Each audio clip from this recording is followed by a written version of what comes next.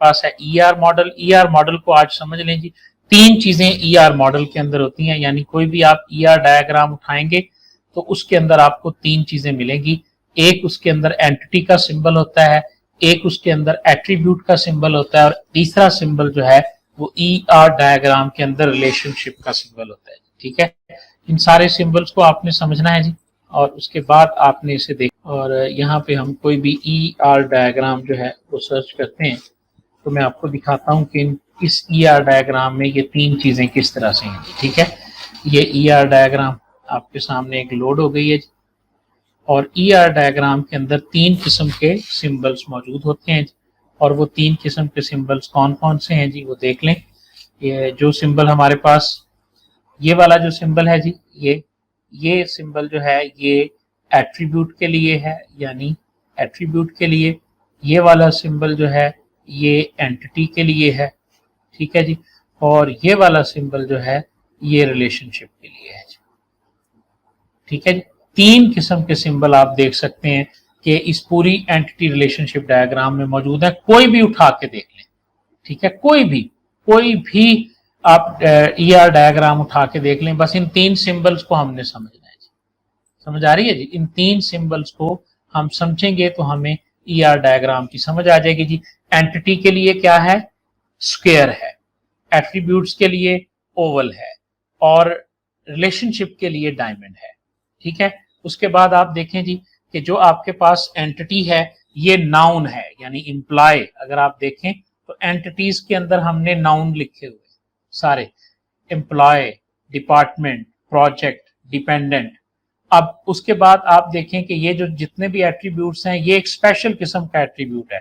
इस एट्रीब्यूट के नीचे अंडरलाइन है, बाकी किसी में नहीं है, तो ये इस एंटिटी की प्राइमरी की है। यानी अगर आप किसी भी एंटिटी में प्राइमरी की एट्रीब्यूट को शो करना चाहते हैं तो कैसे करेंगे कि ओवल के अंदर उसके नाम को आप अंडरलाइन कर देंगे, ये उसकी प्राइमरी की का सिंबल हो गया। ठीक है जी, उसके बाद हर, जैसे ये देखें जी, एम्प्लॉय है और ये प्रोजेक्ट है, तो एम्प्लॉय और प्रोजेक्ट का डेफिनेटली रिलेशनशिप होता है। तो रिलेशनशिप को आप कैसे जाहिर कर रहे हैं?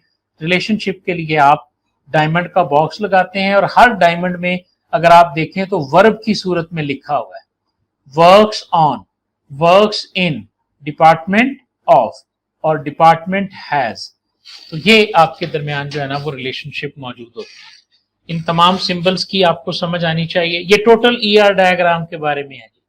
सिंबल्स इसके कौन से हैं, रिलेशनशिप इनके आपस में क्या है, और रिलेशनशिप का सिंबल क्या है, प्राइमरी की को आप किस तरह से शो करते हैं, और रिलेशनशिप और एंटिटीज को किस तरह से शो करते हैं।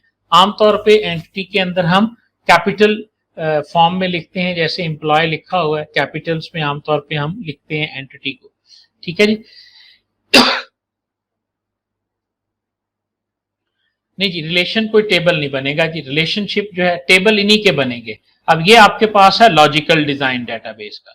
जब आप इसके लिए कोड लिखेंगे, समझ आ रही है, आप ये एम्प्लॉय का टेबल क्रिएट करने के लिए क्या लिखेंगे? एसक्यूएल स्टेटमेंट लिखेंगे। तो एसक्यूएल स्टेटमेंट होती है क्रिएट टेबल। आप लिखेंगे क्रिएट टेबल एम्प्लॉय, और उसके बाद आप लिखेंगे जी उसमें लेट्स सपोज कि आईडी है, ये प्राइमरी की है, नेम है, ये टेक्स्ट है, या वारचार है, जो भी आपका डीबीएमएस है उसके हिसाब से आप इन सबको डिफाइन कर देंगे। तो ये रिलेशनशिप जो है ये टेबल्स की सूरत में डिफाइन नहीं होते। ठीक है जी, इनको हम प्राइमरी की और फॉरेन की मदद से इंप्लीमेंट करते हैं। समझ आ